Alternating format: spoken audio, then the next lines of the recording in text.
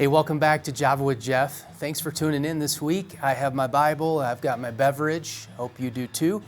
And I just want to talk about Psalm 23 today. It's probably familiar to many of you. It's a famous psalm that's normally said at memorial services or end of life kinds of things, but it's so much more than that. David wrote it, and what's really interesting is obviously he's using the metaphor of shepherd and sheep. And we're referred to as the sheep. He was a shepherd before he was a king, which is really interesting. So he knew all about shepherding. And so that's not a very flattering picture of us, is it? I mean, we're sheep. Sheep are not real smart creatures, and they follow the groups. And if the group's going a certain direction, they all follow that direction, and they don't really think for themselves and that kind of thing. So David is using this metaphor in Psalm 23 to describe us and the way we should be with the Lord. And so let me just read it, give a little commentary along the way, and hopefully it's encouraging to you today. But Psalm 23 verse 1, the Lord, and I need to push pause there because when he's talking about the Lord, he's not just talking about any Lord, any master.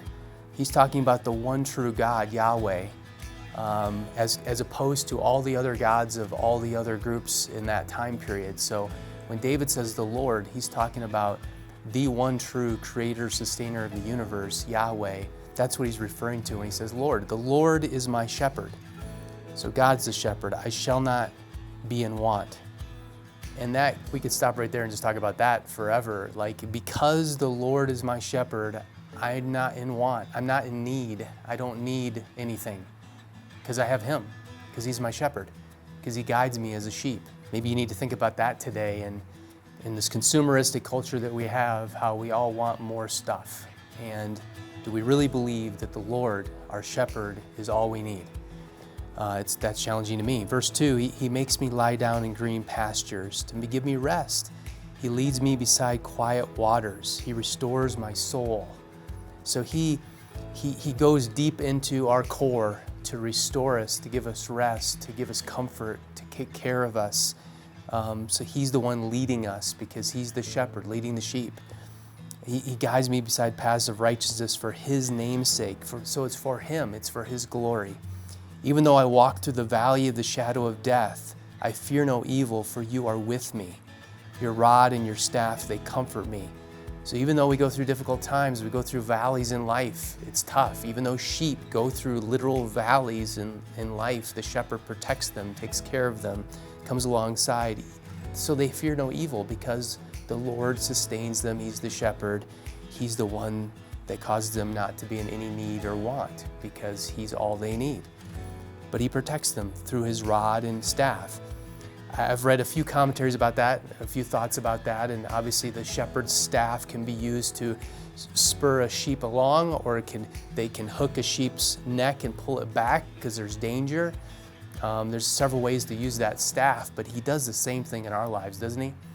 He pulls us back when we shouldn't be going that direction. He kind of prods us along when we need to keep moving, get going a little faster.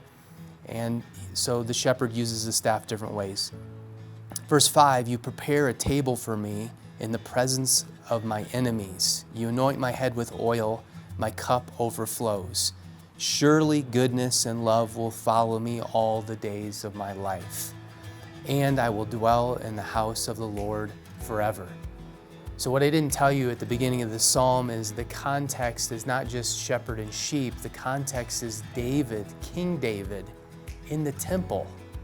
In the metaphor of the temple, going to the house of the Lord. That's the temple. And so he ends it by, surely goodness and love will follow me all the days of my life, and I will dwell in the house of the Lord, the temple, forever. And eternally we will dwell in the house of the Lord forever. So go back and read this psalm for yourself. It's super encouraging. It is so much more than just for memorial services or end of life things. It's a metaphor for our lives and how much we need the Lord and to just trust him today. So I hope that's encouraging for you today. I hope you trust the Lord today and lean into that. Go get to know Jesus through this psalm, and I think you'll be encouraged today. Thanks for tuning in.